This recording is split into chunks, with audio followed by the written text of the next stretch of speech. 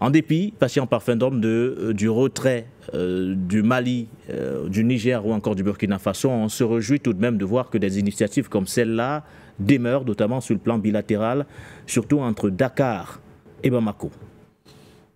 On ne peut que se réjouir de constater que, malgré le fait qu'au niveau de l'instance sous-régionale qui était la CEDEAO, il y a eu un split, oui, et que l'AES s'est constituée comme nouvelle réalité politique dans cette sous-région.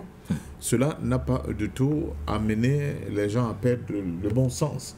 Oui. Le bon sens voudrait quand même que les questions sécuritaires, par exemple, entre le Mali, oui, et le Sénégal, qui partagent une frontière très active du point de vue des échanges économiques et des échanges culturels et même humains, oui, soit quand même un des points importants en ce qui concerne les questions sécuritaires, et que ces deux pays, avec, oui, leurs forces armées, puissent coordonner leurs efforts pour assurer la paix, la sécurité des hommes et des biens au niveau de leurs frontières communes, pour que justement le relèvement économique, culturel et social de ces deux pays ne soit pas du tout remis en cause par cette par toutes les menaces qui peuvent... cette divergence, oui, avec le fait que les pays de l'AES soient partis, oui, de la CEDEAO. Donc c'est une très bonne chose et nous ne pouvons qu'être satisfaits de cette initiative, et nous espérons que cela ne va pas seulement se limiter entre le Mali et le Sénégal, oui, mais que tous les autres pays frontaliers des pays de l'espace AES puissent, oui, avoir la même démarche, une démarche de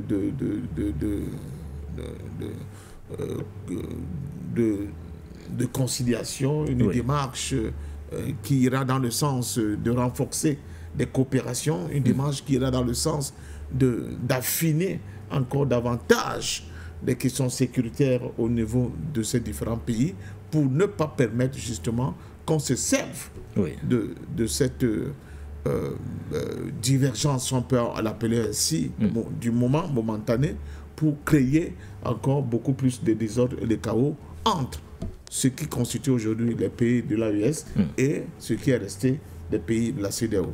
Quand on vous entend parler de différences momentanées, on a l'impression que vous projetez dans le long terme en espérant justement que ces passerelles d'échange, de coopération, tant sollicitées jusqu'ici, resteront tout de même ouvertes, patient Parfendom. Nous avons appris par exemple aujourd'hui que les fonctionnaires du moins de la CEDEAO, ici de l'AES, ont reçu leurs lettres. Les lettres d'ailleurs qui mettaient fin à leurs fonctions au niveau de la CEDEAO. C'est un pas de plus vers ce retrait acté de plus en plus de l'AES de la CEDEAO, mais du point de vue de la CEDEAO, on a l'impression que ces passerelles-là, on ne cherche pas à les laisser ouvertes, patient Parfendom. Non, je ne pense pas. C'est tout à fait normal, c'est tout à fait légal et même légitime. Ces différents fonctionnaires des pays de l'AES siégeaient au sein de la CEDEAO en, oui, tant que représentants de leurs différents pays au sein de la CEDEAO. Maintenant, oui, que la rupture a été consommée, il va de soi, n'est-ce, oui, pas, que ces fonctionnaires soient remis, n'est-ce pas, à disposition de leur pays d'origine, oui, et que, d'ailleurs, j'ai vu les modalités qui démontrent quand même que ce n'est pas avec un couteau entre les dents ou bien chassés comme ils n'ont pas non plus été chassés comme des malpropres. Oui. Il y a quand même un certain nombre oui. Ils ont dit qu'ils seront remerciés, ceci dans le respect, dans l'art, du moins dans le respect de la réglementation en vigueur. Voilà. Et que ce départ ne prendra effet qu'à partir du 30 septembre prochain. Voilà. Mais je reviens à ce communiqué de la CEDEAO, patient Parfendom, qui, le 29 janvier dernier, soulignait clairement que les portes de dialogue restent ouvertes, et ce à tous les niveaux. Est-ce que cette mesure-là ne peut pas s'inscrire en contradiction justement avec ce que la CEDEAO disait, patient Parfendom? Il fallait bien un levier aujourd'hui pour laisser cette main tendue vis-à-vis de l'AES, patient Parfendom. Cette main tendue, ce sont par exemple les initiatives comme celle-là. Mais là, c'est dans un cadre purement de la gestion administrative de la CEDEAO. C'était des fonctionnaires de la CEDEAO. à partir du moment où leurs pays se sont retirés de la CEDEAO et que la CEDEAO va recalibrer, n'est-ce pas, l'ensemble de son administration, je crois qu'il était tout à fait normal qu'ils soient reversés, une fois de plus, ils soient retournés à leur pays d'origine, qui ne sont plus membres de la CEDEAO. C'est quand même un peu bizarre de voir des fonctionnaires et du Mali, du Burkina et du Niger qui vont continuer à siéger au sein de l'administration de la CEDEAO comme étant membre de la CEDEAO. Il y a un problème. Donc je ne pense pas que... Mais vous faites quoi des passerelles que vous voulez laisser ouvertes aujourd'hui? Les voilà qui se construisent ces passerelles. Ce renforcement, le renforcement, la coopération militaire, sécuritaire entre le Dakar Sénégal et Bamako et le Mali. Et nous aimerions que cela ne se limite pas seulement à l'aspect militaire et sécuritaire, mais qu'on puisse voir de pareilles rencontres sur le plan économique, sur le plan culturel, sur d'autres plans, pour renforcer justement la cohésion et la coopération entre les pays de ce qui reste la CEDEAO et les nouveaux pays de l'AES. Justement, notre crainte, c'était que les faucons de part et d'autre ne poussent pas à une rupture radicale des relations entre les deux entités et les pays qui sont dans les deux entités. Je crois que nous sommes très heureux de constater que cela n'a pas pu avoir lieu. Au contraire, nous sommes dans une nouvelle dynamique qui pourra quand même à terme revenir à l'idée qui est toujours la mienne, parce que moi je suis un militant panafricain, c'est-à-dire l'unité politique de notre continent.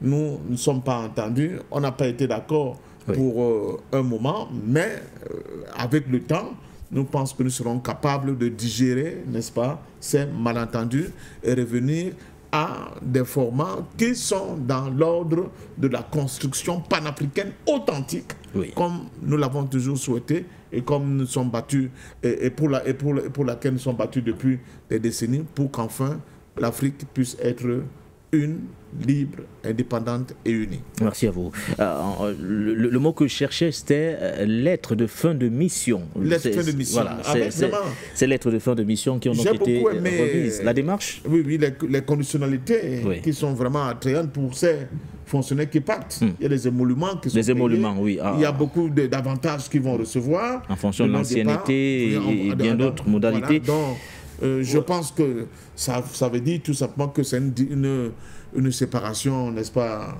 à la bonne franquette, comme on peut le dire, en espérant que demain, nous allons nous retrouver de nouveau pour former quelque chose de plus solide, de plus consistant, mais surtout quelque chose qui va bénéficier à l'ensemble des peuples de l'Afrique de l'Ouest. On rappelle d'ailleurs que pour l'heure, les autorités de l'AES n'ont pas réagi, du moins à la démarche de la CEDEAO, suite à cette démarche de remise de lettres de fin de mission, même si elle se fera d'ailleurs dans le respect du règlement en vigueur.